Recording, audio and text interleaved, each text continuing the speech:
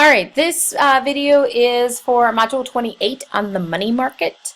The money market is basically looking at the supply and demand for money. So the first thing we're going to talk about is the demand for money.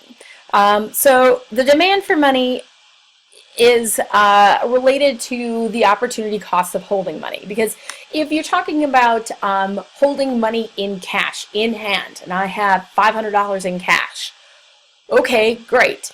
If I have $500 cash in hand, here's the problem is that I'm losing out on interest that I could be earning from investing that $500 in some type of short-term asset. So, for example, I could buy a CD at $500 instead, and I could potentially earn interest on it. Maybe, 3%, 4%, 5% interest on it. Whereas if I keep it just in cash in hand, I get no interest. So the demand for money is related to if you hold money, you forego that short-term interest rate, and so you could be earning with that financial asset, and so that's what we call an opportunity cost. So, like I said, I could take that $500 cash, and I could be buying a certificate of deposit, a CD, and actually be getting interest on it. So, as the interest rate increases, so for example, let's say my interest rate on my CD goes from 5% to 7%, okay, the demand for money is going to go down, because what happens is people will say, geez, I could now be earning 7% interest from this CD rather than 5.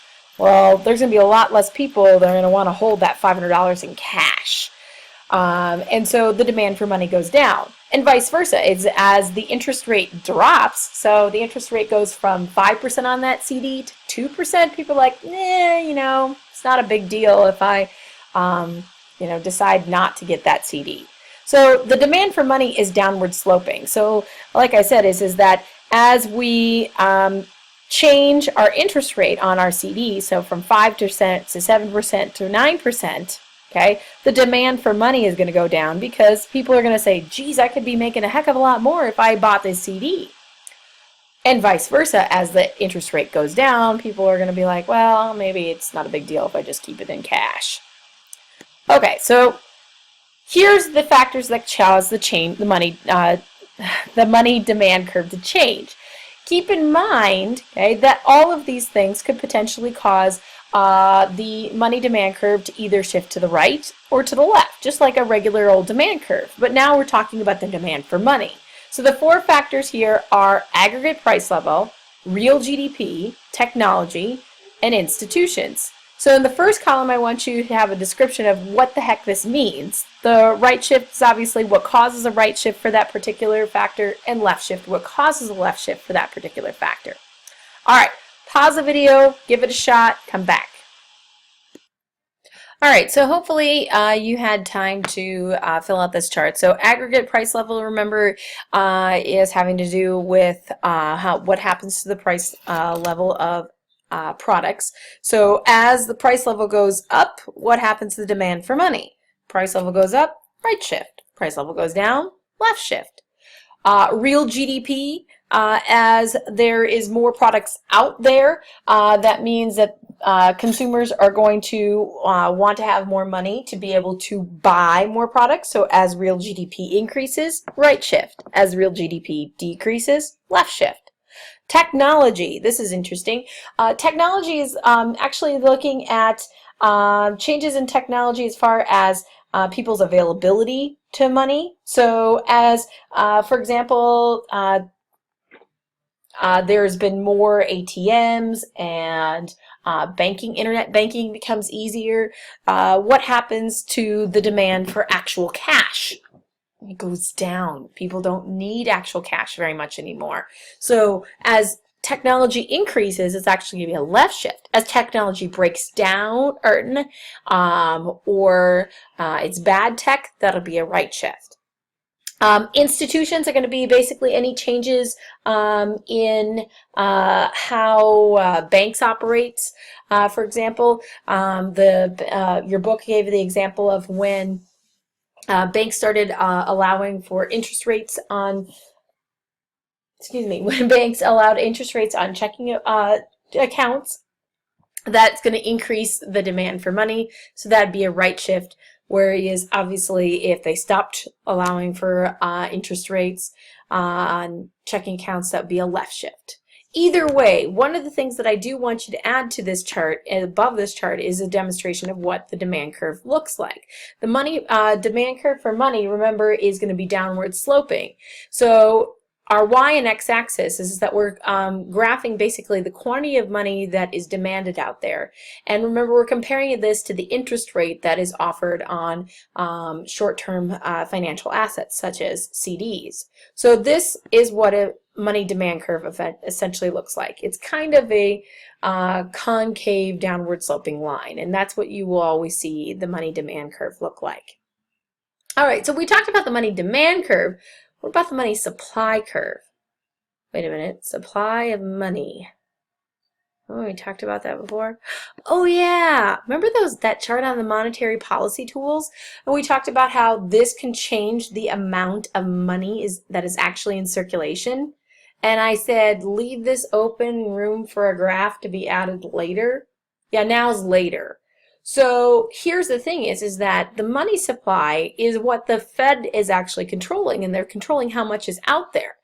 So for them, they don't care what the interest rate is on financial assets. They're going to offer the same amount of money out there as the money supply, no matter what the interest rate is. So the money supply, the graph that I want you to add to this chart, is going to be the money supply. So again, we're looking at the quantity of money and the interest rate. And because the money supply is at any particular quantity, and it doesn't matter what the interest rate is, it's a vertical line. So the other part that you could add to this chart is this is going to be what changes the money supply. So changes in the money supply can be caused by any of these monetary policy tools, and it will shift the money supply to the right or to the left, but it still remains a vertical line. Okay, so keep in mind, increases in the money supply, decreases in the money supply. There you go. All right, hopefully that was helpful. In the next thing that we're going to be taking a look at is okay, putting these two together. So liquidity preference model, otherwise known as the money market. So the liquidity preference model, or else known as the money market, we're putting supply and money and the demand for money together. So like I said, the Fed chooses the level of the money supply with one of those monetary policy tools. So when we're looking at this, the money supply is a vertical line because they will choose whatever level they would like, and they will change whatever the quantity of money is out there using one of those monetary policy tools. Now, they put the money supply with the money demand, and you will actually determine the money market equilibrium. So here's our money demand.